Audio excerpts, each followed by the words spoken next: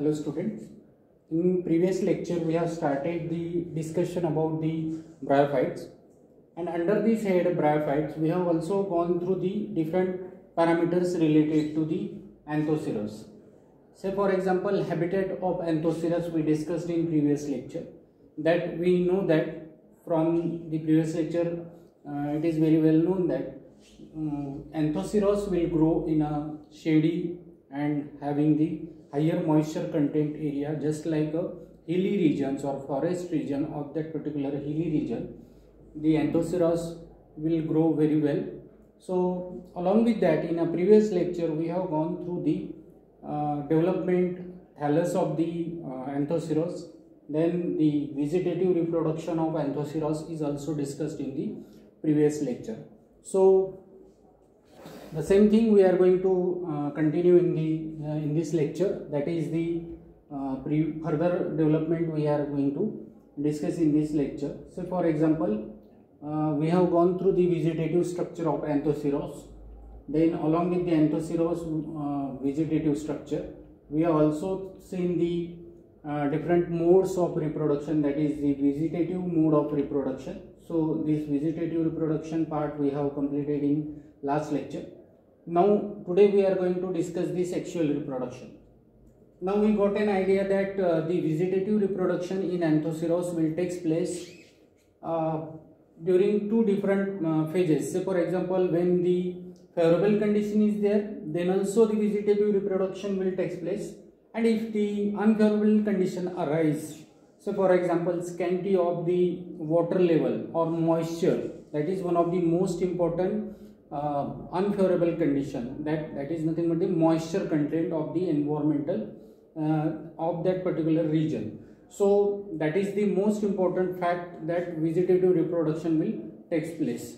Now vegetative reproduction also takes place when the favorable condition is there. So there are two sides of the coin, that is nothing but the favorable condition and unfavorable condition. After both conditions or during both conditions, the vegetative reproduction will take place.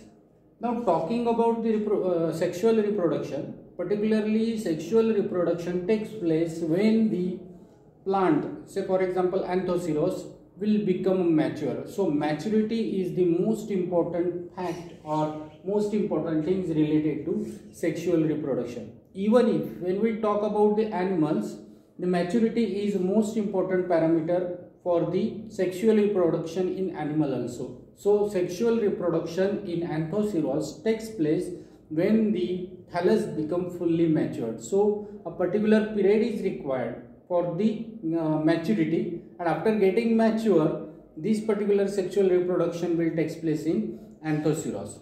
Now as we know that bryophytes will different types of bryophytes is there. So for example, in some species of the Anthoceros, they are known as homothelic, and some of the species are known as heterothelic. So what is homothelic and heterothelic will come in later. So we can say that it is oogamous type, means it will produce gametes, and the gametes fuses, and later on it will gives rise to a spore. The spore will again complete the phases. After that phase it will germinate and it will produce the new plant body.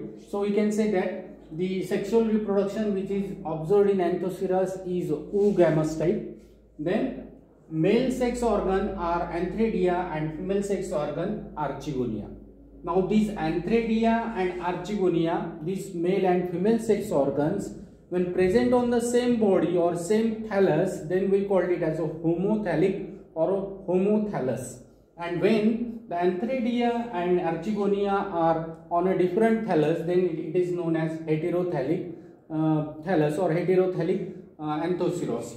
So the both type of homothelic and heterothelic, both type of thallus is observed in a Anthoceros. So sometimes Antheridia that is nothing but the male organ, and female sex organ, that is known as Archegonia, both are present on the same, then we call it as a homothelic. Say for example Anthoceros erectus, It is known as the homothelic type of Anthoceros, which shows the presence of both this Antheridia and Archegonia at the maturity of that particular thallus. So at the maturity, we can say that there is a presence of Antheridia and Archegonia on the cell.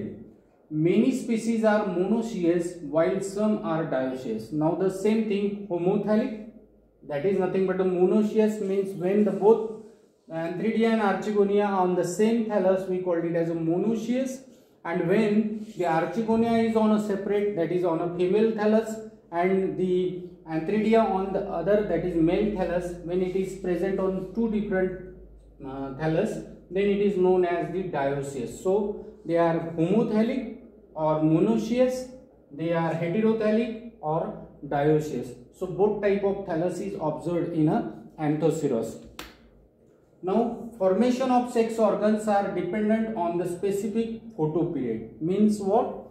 Not only maturity but also the photoperiod, means a change in a season that also leads to produce the male sex organ and female sex organ on the thallus, and that leads to sexual reproduction. Along with the maturity, what? Photoperiod is most important.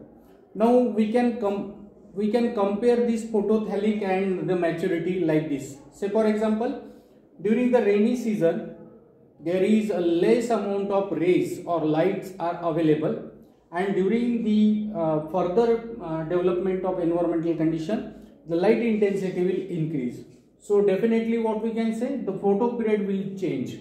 So during rainy season, this particular Anthoceros starts to grow and it will become matured when the photoperiod is different. So the maturity will depends along with the photoperiod. So both maturity and photoperiod will cause the sexual reproduction as it leads to produce Antheridia and Archegonia. Now what we can say? Sexual reproduction will take place only if there is a production of Antheridia and Archegonia. It is either monoecious or dioecious. Both the cases are there. So it will depend also on the photoperiod of that particular region or of that particular area. Anthoceros begins a short day plant.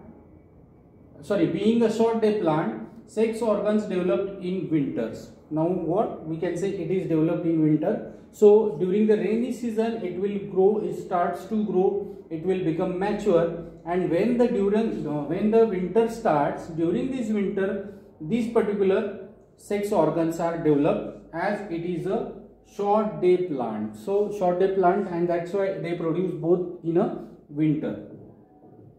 Antheridia developed much earlier to Archegonia. So further first development of Antheridia takes place, and later on Archegonia will develop. So the sex organs will develop in a different manner. Now what is Antheridia? Antheridia is a male sex organ. Antheridia occurs on a dorsal surface of thallus in acropetal succession inside closed cavity called antheridial chamber.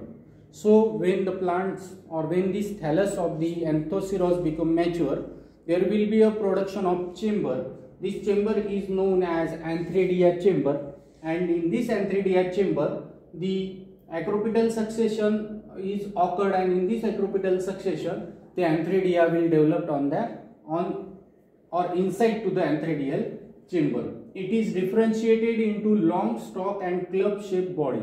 So there is a two part. One is stalk, and to the top of that stalk there is a club shaped or globose structure is observed. That is nothing but the club shaped structure, and this total stalk and club shape or globose body is known as Antheridia. The stalk is multicellular, slender, and consisted of 4 vertical rows of elongated cell. So there is a elongated cells are there. That is nothing but the 4 vertical rows. So there will be a 4 vertical rows of elongated cell which is present in a stalk, and the club shaped body of the Antheridium has a single layered sterile jacket enclosing a mass of androcytes which metamorphoses into bifurcated curved antherozoids. So what simply we can say that it is a globose structure or club shaped structure in this club shape structure there is a single layered jacket or single layered covering. Inside to the single layer covering there is a presence of mass of cells. That mass of cells multiply, develop, and later on it is known as anthrozoids. It is a biflagellated structure. What? It is a biflagellated structure, and this is known as anthrozoids. So this is nothing but the antheridia. Again we can see what is antheridia. Antheridia is a male sex organ. It is developed as a stalk and club shaped structure, or it is a globose structure. Stalk is nothing but the 4 cells of vertical rows or rows of 4 cells, and to the top of this there is a globose structure. This globose structure gives rise to the stalk and the further part that we call it as a club shaped structure. So here you can see this is nothing but the stalk, which is a slender and having the 4 cells, vertical elongated cells are there, and to the top of this stalk there is a presence of single layered structure that is known as jacket, and inside to the jacket there is a presence of mass of cell that is known as androgonial cell. This androgonial cell later on develops into the anthrozoids, which is the biflagellated structure. So this is nothing but the antheridium. This antheridium will open through this particular jacket. So the single layered covering is present to the antheridium. Now the moving to the next part, that is archegonia, which we called it as a female sex organ. So this archegonia is a female sex organ. These are embedded on a dorsal surface of thallus in an acropetal succession near growing points of growing tip. So as we have known that there will be 2 layers, that is dorsal surface and ventral surface. So to the dorsal surface we can say there is a growth of this archegonial cell. Archegonia will develop on the dorsal side again. So the archegonial chambers are absent. So there is absence of archegonial chamber on the thallus, and that is the most important characteristics of Anthoceros. While in other bryophytes archegonial chambers are present, but in these Anthoceros these chambers are absent. It is a flask shape consisted of neck and venter. Now what? Just like our antheridium, archegonia is a flask shaped structure consisted of neck and venter. So again here 2 part is there, that is nothing but neck, and to the next part, that is the venter. Both 2 parts are present. It contains 4 to 6 neck canal cell, a venter cell and an egg cell. So this is nothing but the internal structure. At maturity the neck canal cell disintegrate and become mucilaginous. Mucilaginous means it will produce a semi-liquid like structure on the top of that particular archegonia, and it facilitates for the transport of the anthrozoids towards the eggs or towards the egg cell of that particular archegonia. There are no jacket cell covering the archegonia. So archegonia is open. Cover cell or lead cell are found at the tip of the archegonia. Now here you can see this is nothing but a flask shaped archegonia. At the bottom you can see there is a presence of egg. On the top you can see the neck canal cells are there. So these are the neck canal cells, and here on the top you can see that cover cells are present. These cover cells get degenerate and it will later on convert into mucilaginous structure, semi-liquid structure, on which the anthrozoids get attached, that is biflagellated structure that will attach, and this particular biflagellated structure later on get fused with this egg and the fertilization process will take place. Now what is fertilization? As the anthrozoid will transfer to the archegonial section and the fertilization will takes place. Now how fertilization will take place? So the anthrozoids swim in water film, the water which is present in a surrounding area, that anthrozoids swim in that particular area.